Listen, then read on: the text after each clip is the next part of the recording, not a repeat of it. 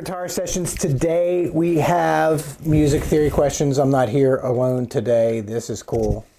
Vito's in the shadows. He's asking questions because he was a former student. Now he's camera. He's helping out. He is the guy on the other end of this. So anyway, so Vito, ask me some questions. All right. Thanks, Rod. I think my first question is, I guess, like as a songwriter, what are the benefits? Like, why do I need to learn music theory? So as a songwriter in music theory, is checking out other people's songs. How we learn how to do anything is a lot of times we learn by checking out other people's stuff and seeing how things work. So if I have a song and I know it's in a specific key, what does that key mean? That's the big thing. We got to be able to think in terms of keys. So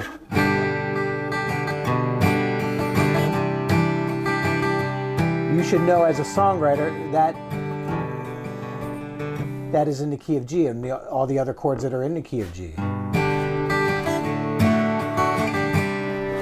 Things are not so accidental. You can get your ideas figured out a lot quicker once you understand some of the common patterns. And even if these common patterns are things you want to stay away from, that's cool too. But it's kind of like you need to know the rules before you break them. Okay, everything is not random. It's like if you had your doctor,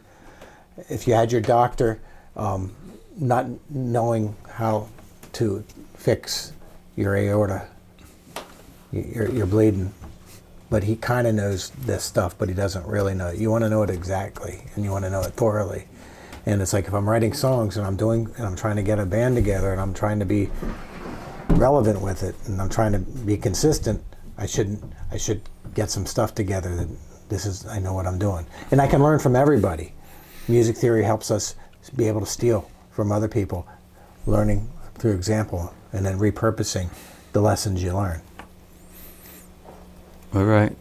Yeah, and then I guess obviously as a songwriter, both like lyrically, but then also like musically, but then so as a guitarist, can I just use my example of like, I kind of winged it and learned things by ear and then started playing with other people. Mm-hmm. And it's like a process of trying to figure out. So much of what we do is not reading the tablature on the printed page. Yes. That is not like in the real world stuff. You might have to learn a guitar riff, but there's tons of other stuff. If you have to bother downloading the tabs to the 30 songs that you're going to be playing in the band, you won't get the gig. And they don't want you. Okay? So you need to know the riff, you need to learn the riff, but you also need to know the stuff around the riff. And so you can nudge your guitar part around it and making everything sound better on the fly. That's key. On the fly, you have to be able to do this a lot of times without rehearsal. So, yeah. Yeah, I have a good example of that, I think, of like being asked if I could play particular songs and then showing up. But then there wasn't a discussion of like, well, the singer in this band does it in one key instead of another key to match their voice. And so then if it's like, yeah, we're doing such and such song, but we're going to do it in C. And why do they do that? Why do you think they do it in that key? I mean, I think because it's easier for them to say. I mean, and which is great. Like I do that all the time. I change, but yeah, I remember being in situations where it's like, okay, yeah, I totally know this song. I can play it all day long. Because I can riff over the tablature and I know it. Exactly. I know the chords. I know the licks. And then no, we're it's not like, in that key. oh, well, we're gonna do it in C or whatever. And then it's like, oh, well, now what do I do? Mm-hmm. And so, that was kind of the game changer for me after learning. So here's another thing, music theory thing. Join a band. Play lots of gigs. Get some experience there, because it's like, if you don't know a lot of this stuff, you'll see why the need to know, how do I play in key? What does in key mean? Like if I have a G major. I use G major a lot because there's a lot of singer-songwriter stuff. That's your 4 chord. This is inverted 1. Okay, your 5 chord, your relative minor. The various patterns that you see happen over and over and over again you could use that for learning songs. That songs will become easy for you when you start seeing the patterns that exist, that happen over and over and over again. That's like one definition of intelligence is seeing the patterns that happen over and over again. Some people don't have that ability, but we will, because we're going to learn music theory. What else? One more question? Oh, yeah, already. I mean, I guess like the question, my next question would be, hypothetically, let's say you have a stubborn student, right, who can play the chords, right, can play the hell out of the guitar, right, but refuses to actually learn like theory. Okay. What would be like a first step? How to jump in and learning theory? Like I told you before. Okay, like so identify a goal that student has. Right. Identify like my a goal. example was I had to do it without an instrument at first. Okay. I had to be study it like it was math. Right. But because I wanted to get better, it didn't feel like math. Right, right. But like, is there like a kind of entry point into learning theory that's? I would say pop music, or whatever is your music. How does your music work? That's the other thing about music theory. When we talk about music theory, it doesn't mean that we have to analyze Bach, and we don't have to analyze music that's 300 years old, or how Beethoven made his 9 symphonies. We don't have to go through Beethoven in order to get music theory. What is a goal of yours? And can music theory help you in achieving that goal? And most times it can. Most times, if you bring music theory into the picture, you'll get a more complete study of whatever the remedy for the goal that you want to have. You'll get in a quicker way once you see the patterns and understand how everything works. So, did I answer that question? I think so. All right. Yeah, I mean, I think just like, it sounds like what you're saying is, whatever, there's a song that I like. Right. And really just kind of breaking that song down. Okay, what key or, is it or in? Or What are the it could be a chords? thing. Here's the thing. It's like guitar players, like lots of guitar is improvisational.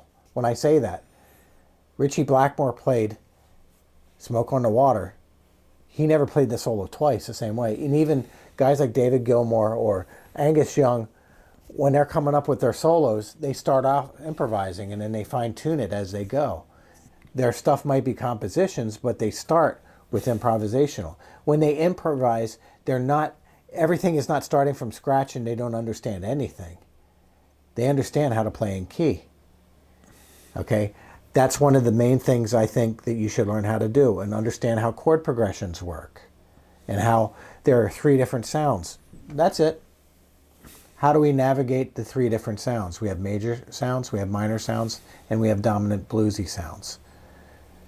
So once you can navigate that and you can understand that I'm playing in a specific key, a song's in a specific key, then the stuff I play won't embarrass me. So the purpose of music theory is to learn your music that is in your heart better, and it's also to avoid embarrassment. Because guitar is cool. It's not cool if you're just playing bad notes all the time.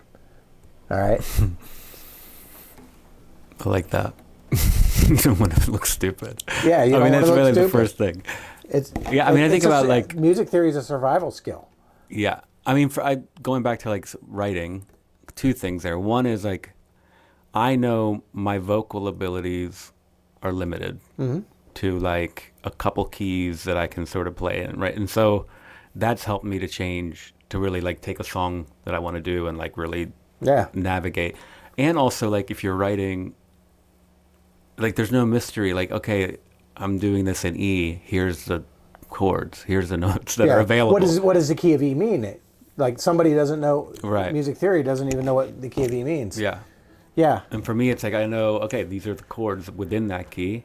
And if I want to like get a little crazy and how do I like key? Jump out of key, right? You can do that. Like where I can do that and how I can do that, and so part of it is like using what is in and what is out. How does David Bowie go out of key? How does Kurt Cobain go out of key? They do the same thing. Yeah. How do the Beatles go out of key? They're all doing the same thing, using the same devices. So not always do we have to stay in key. That's another thing. It's like when we say there's 7 chords for every major key. If you're talking about triads, 14 if you're talking 7th chords. Yeah, but you can also leave key. And you also have passing chords. There's so there's ways of going out that it's completely fine, but just know what is in before, like, so for example, that chord G♯7 is not in the key of E major. It sounds really good though, doesn't it?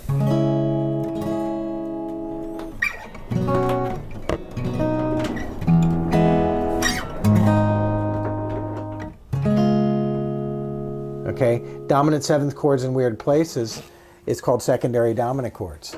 So the 3/7 chord is a secondary dominant. They're a cool sound. Your favorite writers use them. How do we use them? I don't know. Let's listen to your favorite players. Copy what they do. Then repurpose your lesson. Don't plagiarize. Repurpose the lesson you learned from that. So anyway, there you are. Music Theory 101.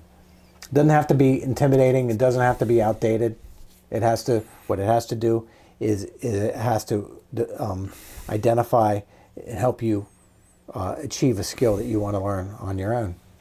And it exposes how you lift up the hood and check out what's in the engine of a chord progression or a melody. So anyway, this is Rod and Vito, Boomer Guitar Sessions. We should do more of these, Vito. Yes. This is fun. Later. Hi, this is Rod from Boomer Guitar Sessions. I personally wanted to thank you for being part of our community. If you like what we're doing here and you want to see more of it, please hit the like, subscribe, and share. And this helps me spread my musical messages to all over the world. Thank you. I appreciate you. And always remember,